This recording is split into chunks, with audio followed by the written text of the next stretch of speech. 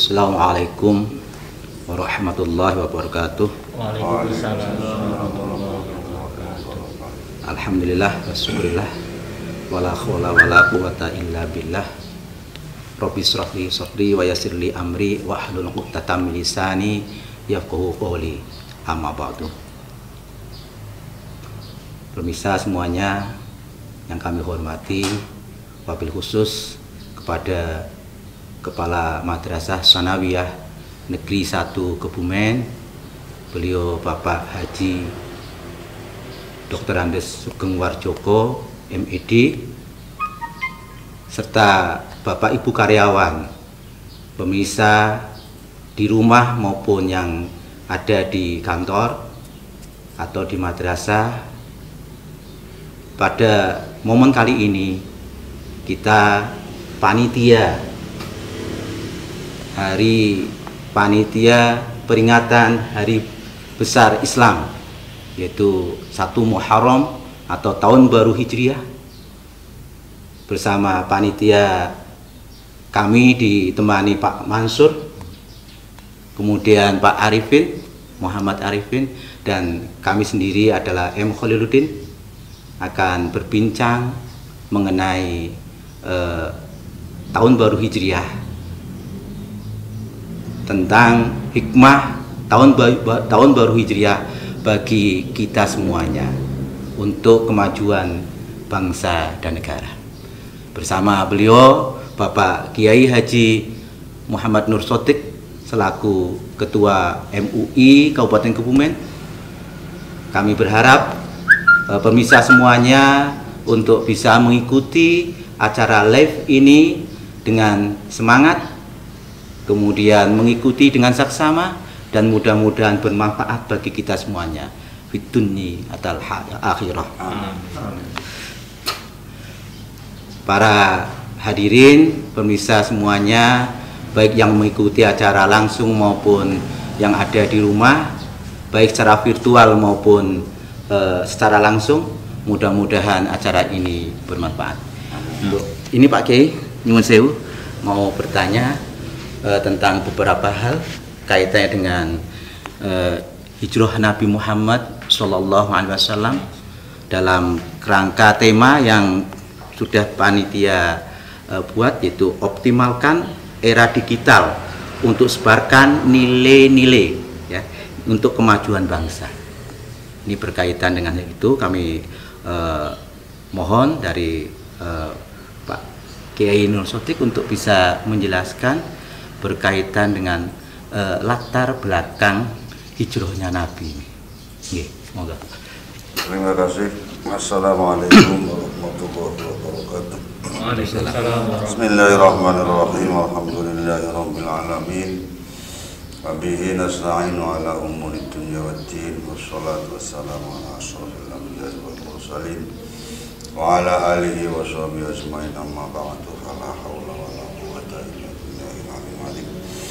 Terima kasih atas waktu yang diberikan, bahwa hijrah Nabi kita Muhammad Sallallahu Alaihi Wasallam menuju Madinah adalah sebuah peristiwa yang sangat bersejarah dan momentum yang sangat penting dan relevan dalam segala persoalan kehidupan manusia, sehingga mulai zaman dahulu sampai sekarang dan zaman modern dikaji selalu mendapatkan hikmah yang sangat banyak yang sesuai dengan tuntutan zaman yang ada. Oleh karenanya pada tahun ini kebetulan di masa pandemi COVID-19, hikmah daripada hijrah Nabi tidak sedikit yang bisa kita ungkap dalam sejarah. Silakan apa yang Bapak utarakan tentang hikmahnya.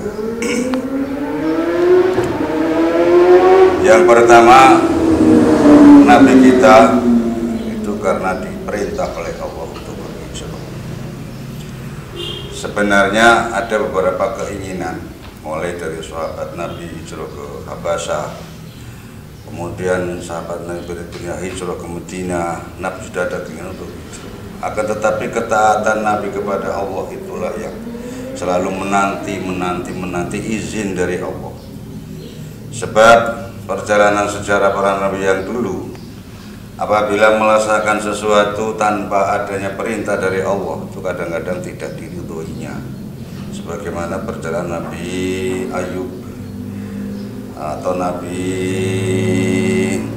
Yunus, karena tidak diridhoi Allah sehingga tidak sukses dalam perjalanan, oleh karena Nabi itu selalu menunggu perintah dari Allah Subhanahu wa taala tentang hijrah. Sehingga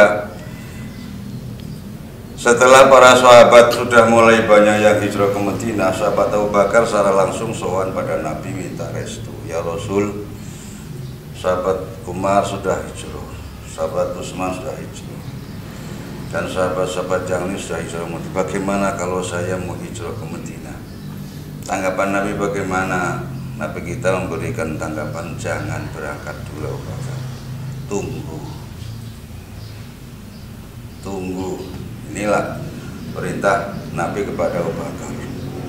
Sehingga begitu pulang dari pertemuan dengan beliau Nabi, Abu Bakar kemudian mempersiapkan, dia jual tanahnya, dia jual harta miliknya untuk membeli unta yang besar-besar untuk persiapan. Ternyata beberapa hari kemudian apa yang dibayangkan oleh Sayyidina Abu Bakar terjadi. Malam-malam Rasul datang, yang tidak biasanya Nabi datang pada malam hari. Setelah Nabi datang disambut, Nabi manggil sahabat Abu Bakar, keluargamu semua suruh berkumpul, yang bukan keluarga semuanya harus keluar, ada sesuatu yang sangat penting. Nah, maka Nabi kemudian bertemulah dengan Abu Bakar, istri dan anak-anaknya semuanya. Kemudian apa yang menjadi rencana Nabi disampaikan bahwa saat ini pula akan segera berhijrah, sudah mendapat perintah dari Allah melalui malaikat Jibril. Kemudian dipersiapkan semuanya, Abu Bakar beserta istrinya, kemudian anak-anaknya, Asma binti Abu Bakar, Abdullah bin Abu Bakar, semuanya itu sudah menyepakati dan berbagi tugas masing-masing. Antara lain tugasnya Asma binti Abu Bakar adalah menyiapkan pembekalan. Bagaimana dalam perjalanan menuju hijrah, pembekalannya dipersiapkan oleh Asma binti Abu Bakar, sehingga kekurangan hari-hari berikutnya juga Asma yang memberikan distribusinya. Kemudian Abdullah bin Abu Bakar mendapat tugas untuk memberikan informasi keadaan orang-orang Mekah dan sekitarnya setelah ditinggal Nabi dalam berangkat hijrah. Sambil melihat situasi, maka pemberitaan apa yang terjadi selalu diterima oleh Abu Bakar dan Nabi melalui Abdullah bin Abu Bakar. Sehingga selama Nabi ada di Gua Sur 3 hari 3 malam, ini Nabi selalu mendengar dan tahu tentang keadaan orang Mekah, apa yang diributkan, apa yang dipikirkan, semuanya itu dari pemberitaan yang disampaikan oleh Abdullah bin Abu Bakar.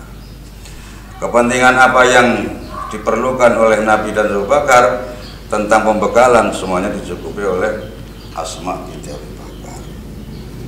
Kemudian pada malam hari Kamis tanggal 2 Rabiul Awal bertepatan dengan tanggal 22 September tahun 622 Masehi, berangkatlah Nabi dari Gua Sur menuju Madinah yang pada saat itu masih namanya Yatsrib. Kanjeng Nabi beserta sahabat Abu Bakar karena tidak tahu jalan yang berlika-liku, yang sepi, yang tidak dilewati oleh banyak orang, maka menyewa salah seorang Yahudi yang namanya Abdullah bin Uraikid. Abdullah bin Uraikid disewa oleh Nabi untuk memberi petunjuk jalan-jalan yang jarang dilalui oleh masyarakat dari Mekah menuju Madinah. Maka Abdullah ini melalui jalan pesisir, pantai yang jarang dilalui oleh masyarakat, sehingga jalannya sampai tujuan dengan baik dan tanpa persoalan-persoalan yang penting. Akan tetapi di tengah jalan ternyata ada Surakoh. Surakoh inilah pemuda Mekah yang diperintahkan oleh orang-orang Mekah untuk mencari Nabi. Siapapun yang bisa menemukan Nabi dan membunuh Nabi akan mendapat hadiah 100 unta. Nah, maka Surakoh berangkat mencari dan bertemulah Surakoh dengan Nabi. Akan tetapi manakala Surakoh mau mendekat Nabi, kudanya terpelanting. Jatuhlah Surakoh. Kemudian naik lagi. Setelah naik lagi Surakoh mau berjalan menuju Nabi, kudanya terpelanting lagi. Sampai 3 kali terus terpelanting kudanya, maka Surakoh merasa memang tidak mampu, memang tidak berkenan. Sehingga Surakoh minta maaf dan minta supaya Nabi menerima pembekalan yang diberikan oleh Surakoh. Silahkan, ini uang saya, ini milik saya serahkan pada beliau untuk keperluan panjenengan. Nabi kemudian menjawab, adapun kebutuhan saya bukan itu Surakoh, itu milik kamu, silakan mau pulang. Kepentingan saya sampaikan kepada orang Mekah kalau tidak usah ada orang yang menusul saya. Sampaikan tidak perlu ada orang yang menyusul saya. Mestinya kalau ada yang menyusul kayak yang terjadi di Surakoh. Terpelanting. Nah, kemudian pada tanggal 12 Rabiul Awal, kurang lebih 10 hari dari tanggal 2 Rabiul Awal sampai dengan tanggal 12 Rabiul Awal tahun yang sama, masuklah Nabi pada waktu duha ke Quba, pinggiran kota Madinah atau kota Yasrib. Perlu saudara-saudara ketahui, Yasrib itu adalah nama kota Madinah sebelum ditempati Nabi. Yasrib itu namanya rusak, artinya hancur. Sebab Madinah sebelum menjadi tempat yang dijalani Nabi adalah kota yang ekstrim, kota yang hawanya sering panas, sering dingin, bergejolak yang tidak teratur. Itulah Yasrib, dari namanya saja sudah menunjukkan keekstriman iklimnya. Nah, kemudian setelah Nabi berada di sana, Nabi kemudian merubah yang namanya Yasrib menjadi Madinah Al-Munawwarah. Dan itu banyak ceritanya. Karena apa? Setelah Nabi masuk di Madinah atau Yasrib, sehari, 2 hari, 3 hari, 1 minggu, ternyata Abu Bakar sakit, Aisyah sakit, kemudian muadzin yang sangat terkenal Bilal bin Abi Rabah juga sakit. Oleh karena Nabi kemudian ingat bahwa Madinah atau Yasrib adalah kota yang ekstrim, sehingga Nabi berdoa, Allahumma sahih hadhil Madinah wa hawil humaha ila Zuhfa. Ya Allah, bersihkan kota Madinah dari hal-hal yang ekstrim dan pindahkan keekstriman kota Madinah ke kota Zuhfa, sehingga kota Madinah setelah itu menjadi kota yang nyaman. Dan sekarang masyarakat Indonesia setelah melaksanakan haji kemudian ke Madinah atau sebelum ke Mekah ke Madinah, itu bisa merasakan masih merasa nyaman di Madinah dibanding di Mekah. Itulah hikmah doa Nabi yang luar biasa.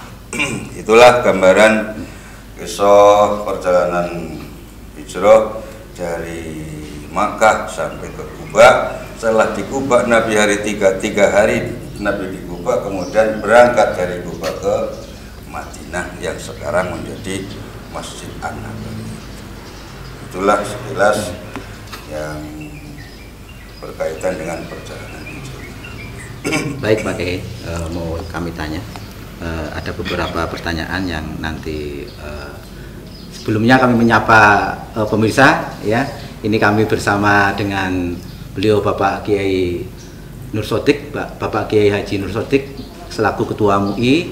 Mudah-mudahan apa yang disampaikan nanti dialog kita atau obrolan kita ini tetap bermanfaat bagi kita semuanya. Ini Pak Kiai, saya tanya ini berkaitan dengan hijrah Nabi itu, apakah ada latar belakang khusus kaitannya atau peristiwa khusus yang melatar belakangi hijrahnya Nabi? Kemudian yang kedua, kenapa Madinah yang dituju? Apakah itu perintah Allah ataukah inisiasi dari Nabi itu sendiri? Terima kasih. Latar belakang yang melatar belakangi lingkungan Nabi itu adalah karena keadaan kota Mekah yang selama kurang lebih 12 atau 13 tahun Nabi berada di Mekah berdakwah, mengajak masyarakat Mekah, belum mendapat perhatian dari masyarakat Mekah. Sehingga selama 12 atau 13 tahun Nabi selalu sembunyi-sembunyi untuk melaksanakan dakwahnya. Nah, dari segi yang lain, mulai tahun 10 kenabian dari Madinah, setiap musim haji ada rombongan yang datang.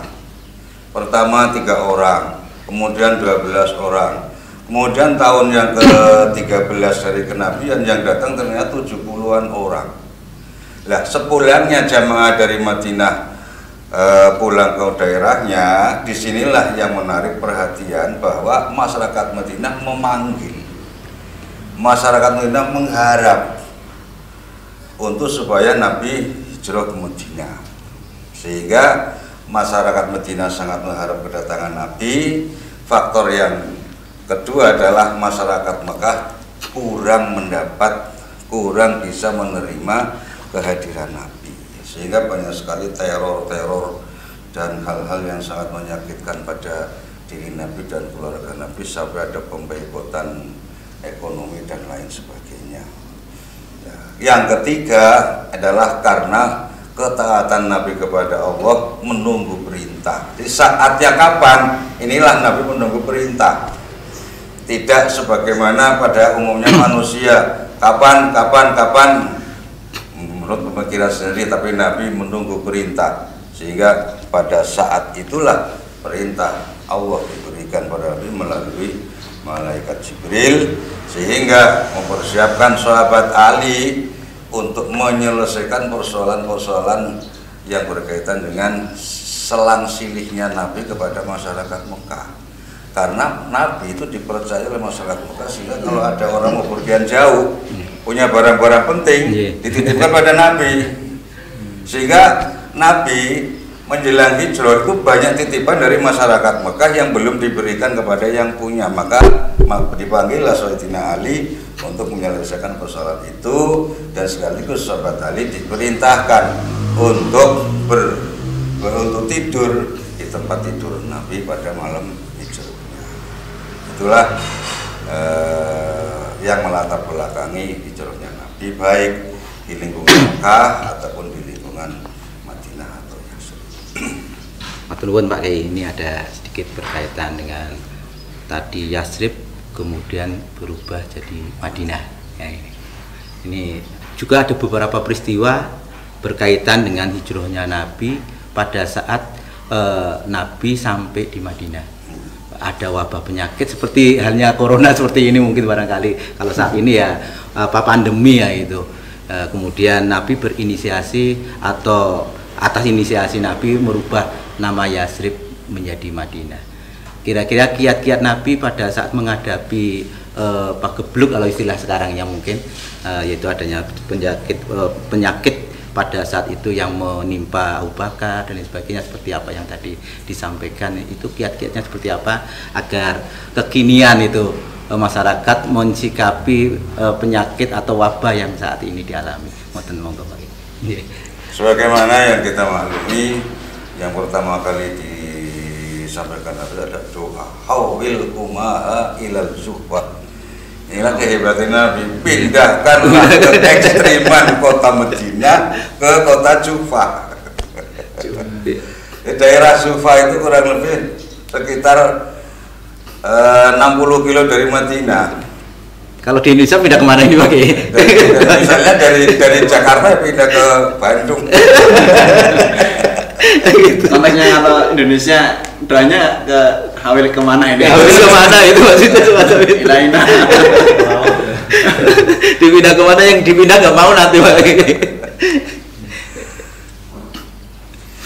Ya kemudian obat-obat itu sudah biasa. Sebagaimana yang dimutawamakan Nabi itu kan satu adalah madu. Hadiah madu dari para pemimpin-pemimpin di sekitarnya itu selalu diutamakan oleh Nabi. Ya, madu itu adalah bagian daripada obat yang paling mujarab dalam segala penyakit. Kemudian yang ketiga adalah pola makan. Nabi selalu mengatur pola makan yang menjadi orang sehat tapi tidak berlebihan, karena penyakit 70% penyakit oleh kata dokter itu berawal dari pola makan. Pola makan kita itu yang bisa menjadikan kita dekat pada penyakit.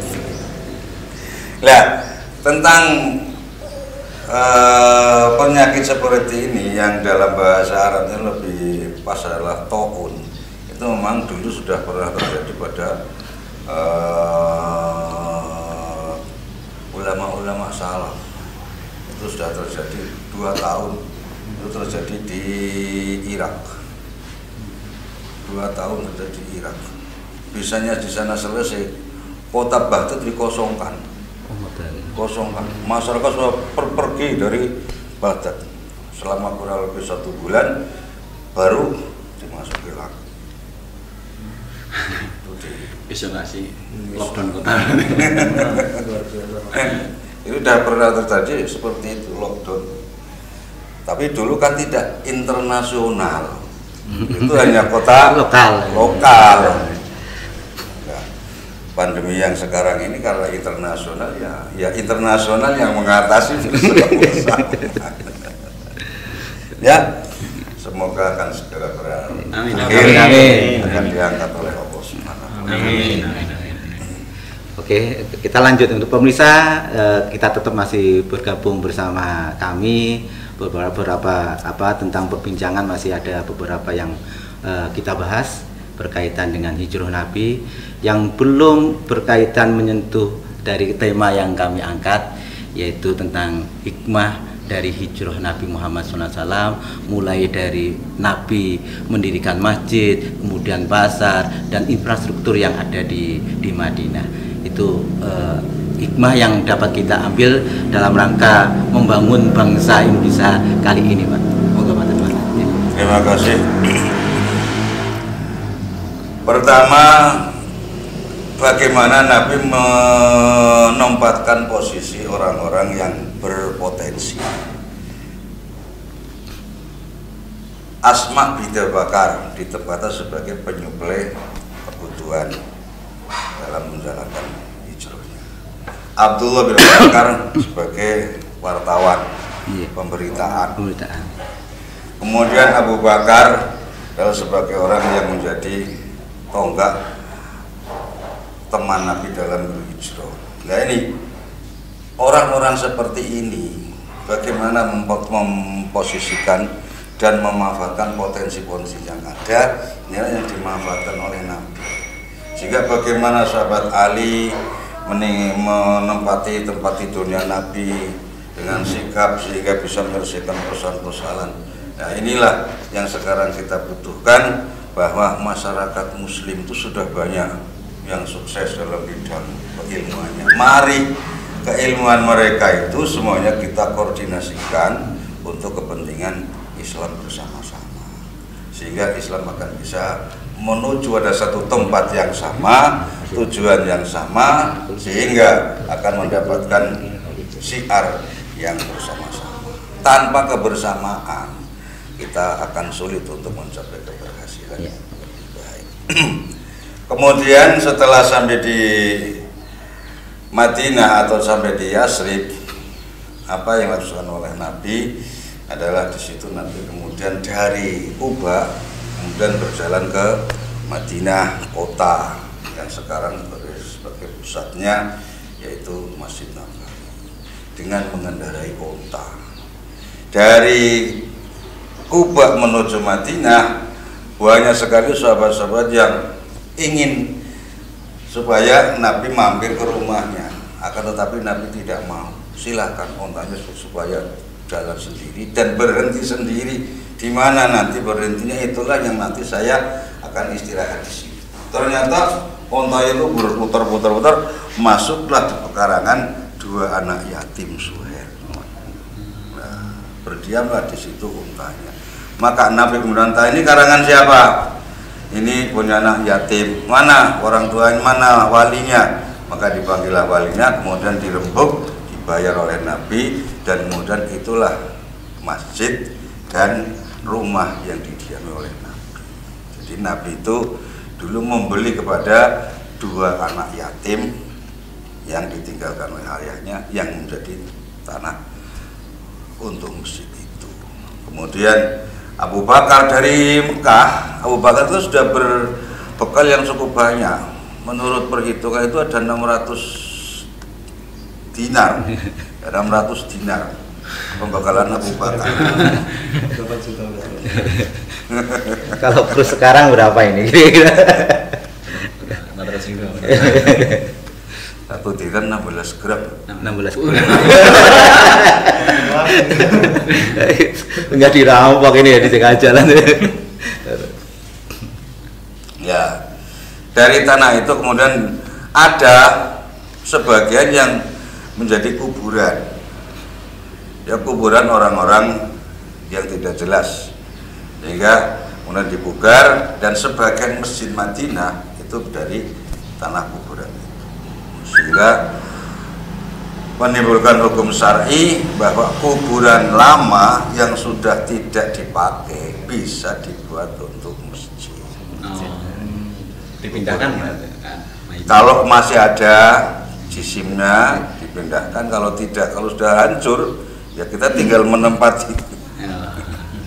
Seperti di daerah kita ada peninggalan kuburan-kuburan Buddha, kuburan-kuburan Hindu zaman kuno, itu boleh bisa dijadikan sebagai tempat ibadah untuk masjid. Nah, dari masjid itulah kemudian Nabi membuat pasar. Jadi masjid, pasar. Ini sangat erat hubungannya karena orang yang mau ke masjid pulangnya butuh kebutuhan rumah. Maka kalau pulang dari masjid ada pasar kan pas. Maka ini ditiru oleh ulama besar di Timur Tengah di Mesir, Profesor Dr. Syekh Mustafa Mahmud itu membuat masjid fasilitasnya lengkap. Jadi masjid, pasar, puskesmas, mall, terus hotel, lapangan. Seperti resto mau mendirikan gitu. Loh. Masjidnya dulu baru restonya gitu. masjid alun-alun. Nah, itu dari masjid kemudian pulang ke rumah, kebutuhan apa yang kita butuhkan? Ada pasar, kemudian ada jualan-jualan. Nah, itu dibangunlah oleh Nabi setelah masjid adalah pasar. Karena ibadah dan kesehatan adalah dua perkara yang tidak bisa berpisah. Itulah setelah Nabi sampai di Madinah Al-Munawwarah. Mungkin nanti Pak Mansur mau tanya, ini masih berkaitan itu.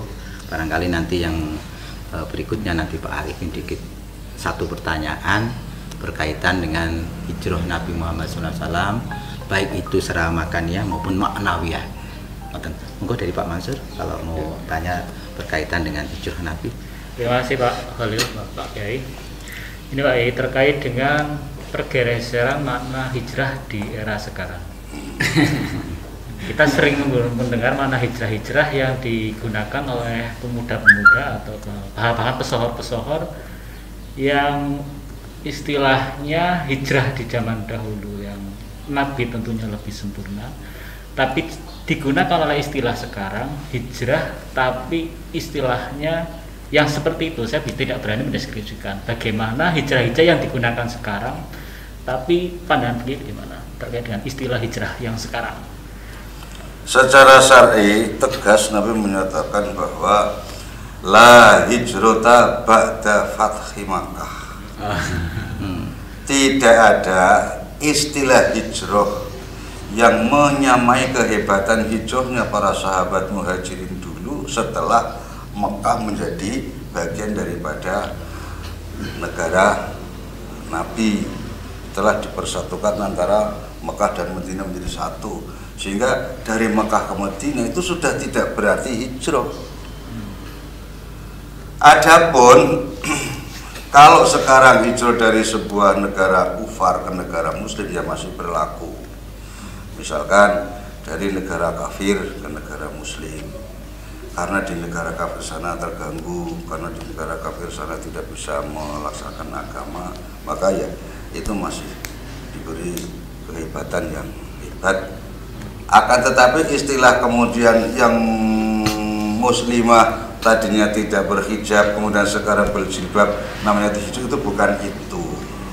Kemudian yang kemarin belum aktif sholat sekarang sudah aktif sholat kemudian namanya sudah hijrah, bukan itu. Bahwa yang namanya hijrah secara hakiki adalah hijrahnya para sahabat dulu dan hijrahnya orang-orang dari negara kafir kepada negara muslim. Adapun perpindahan atau perubahan sesuatu kepada kebaikan, yaitulah yang namanya usaha untuk bertobat. Usaha untuk bertobat. Tidak ada istilah hijrah. Berarti kemarin saya agak kemerah-merah sekarang hijau-hijauan. Itu dalam istilah syar'i. Sehingga yang namanya hijrah hakiki itu seperti itu. Kemudian hijrah yang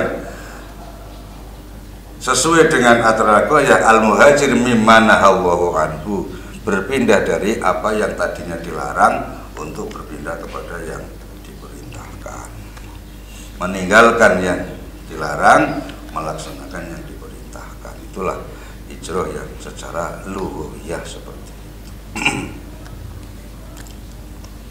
Oke, Terima kasih. ya, menarik sekali obrolan kita kali ini. Ada satu pertanyaan lagi dari saya, mungkin nanti Pak Arifin ya, siapkan dulu pertanyaannya. Gitu. Ini menarik sekali Pak Kiai, berkaitan dengan perubahan nama Yasrib menjadi Madinah. Kalau nggak keliru Madinah dari kata tamadun, kalau nggak keliru.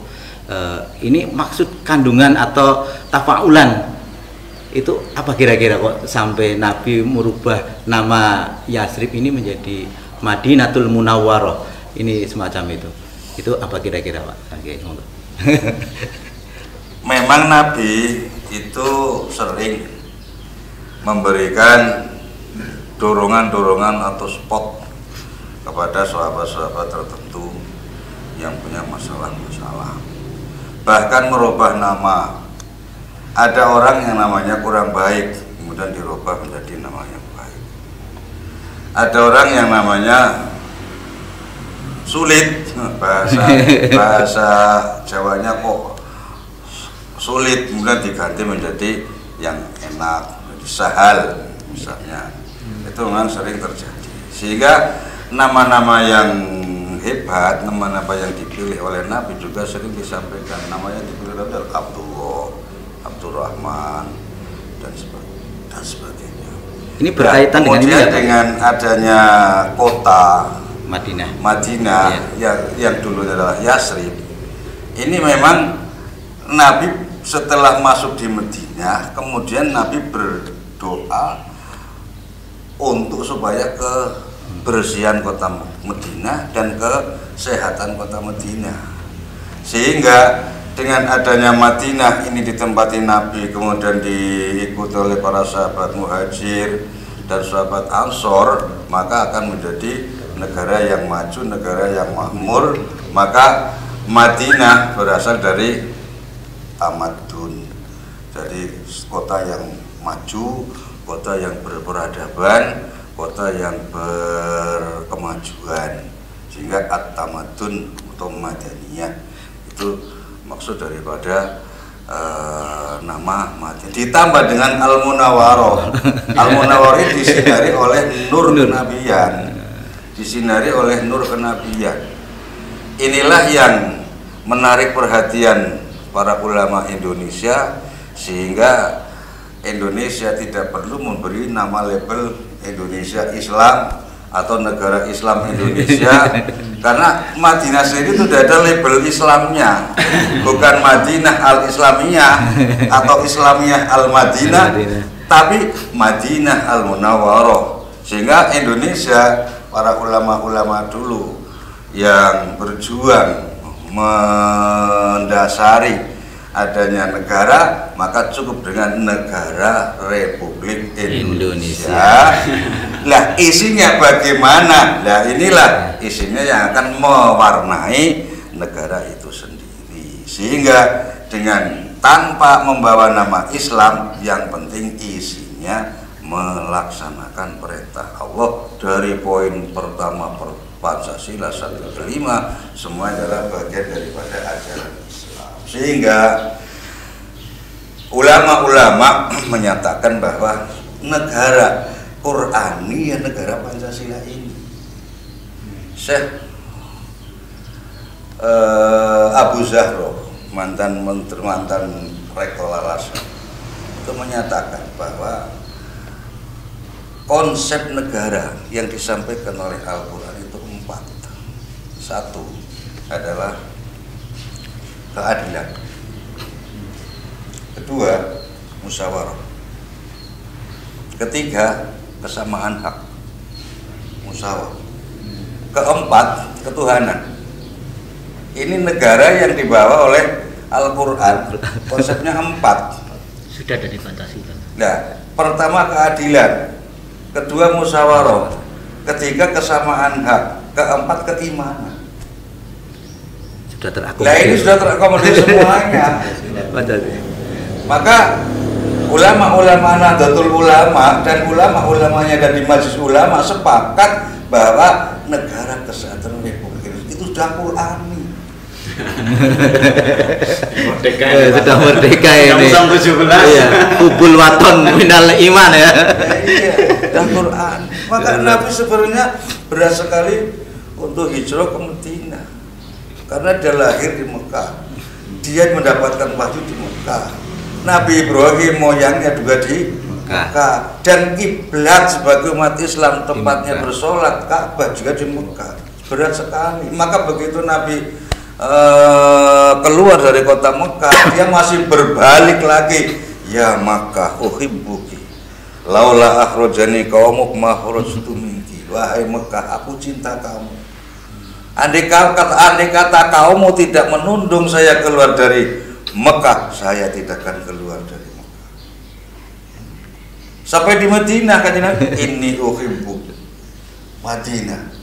Kanjeng Nabi sampai begitu. Allahumma habib ilayyal Madinah kama ahbabta ilayya Makkah aw asya. Berikanlah hati kami cinta Madinah sebagaimana engkau telah memberikan hati kami cinta pada Makkah. Nah, sehingga hubul waton minal iman itu sahih maknanya, walaupun tidak ada hadisnya. Tidak ada hadis hubul waton, tapi sahih maknanya. Terima kasih. Untuk yang terakhir dari Pak Arifin, kalau sudah siap pertanyaan, monggo mau. Ini sedikit Pak. Saya hanya terkritik dengan doa Nabi ketika menghadapi pandemi, mengalihkan penyakit hamil keadaan di satu tempat ke tempat lain. Padahal tempat lain jangan-jangan juga ada penduduknya, penduduk lah. Itu kenapa seperti itu dan pertimbangan apa jangan ke sana? Masalah. Jadi karena di Madinah setelah datangnya Nabi kan orang-orang semuanya hebat-hebat di hadapan Allah, itu semuanya orang mendapatkan kemuliaan. Lah, sementara di Jufah itu masih kota abangan. Gitu. Sehingga pertimbangannya ke situ. Itulah model rahasia-rahasia wali Allah. Rahasia wali Allah itu tidak mau minta sesuatu yang kalau sudah menjadi takdirnya. Kalau sudah menjadi takdirnya, wali itu tidak mau menolak.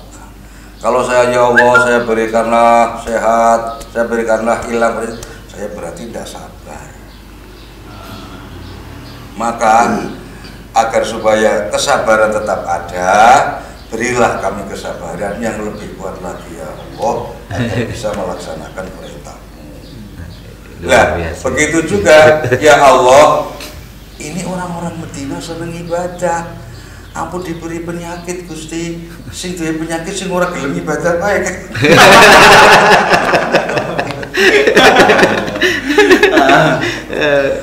Atau barangkali hujan arep dhewe udan kok nolak, maka boleh matur Gusti, kula saniki dereng butuh udan. Udane saniki teng itu desa mawon. Mungkin bar jam 8 nembe udan. Boleh kalau mau punya hajat ya Allah, mau mantu ini. Nah, ya, itu adabnya para wali. Adabnya para wali seperti itu. Jadi tidak mau menolak apa yang menjadi kodok kodar Allah. Nanti kalau saya minta ya Allah, itu sudah kodok. Berarti saya tidak terima dengan kodok Allah. Maka dia dengan bahasa yang lunak. Caranya seperti itu. Ya, pemirsa semuanya, ini kami masih bersama dengan beliaunya Bapak Kiai Haji Nur Sotik selaku Ketua MUI Kabupaten Kebumen, telah berpanjang lebar ngobrol tentang Muharram, hikmah Muharram yang kami bersama dengan panitia peringatan Hari Besar Islam, yaitu tahun baru Hijriah 1443 Hijriah.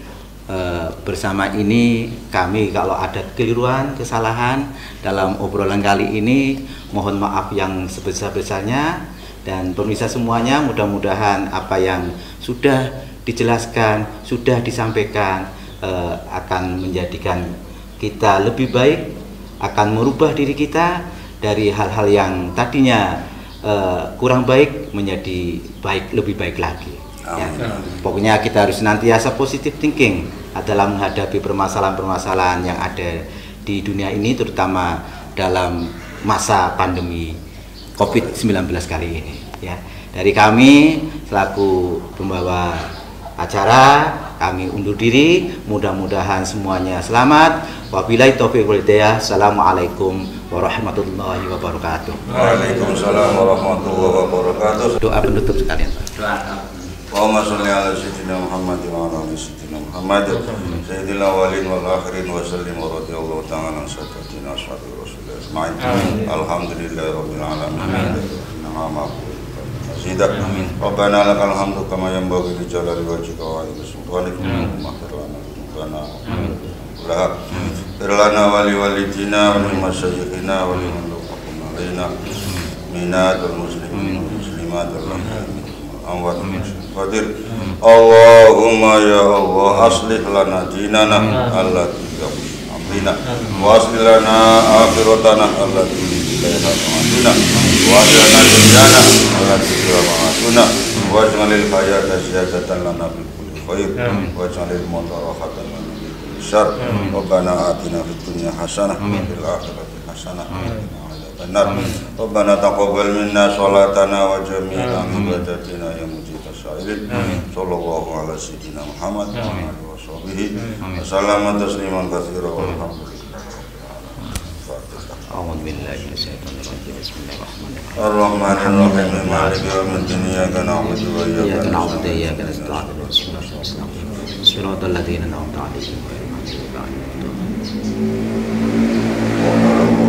Minna wa minkum taqabbal.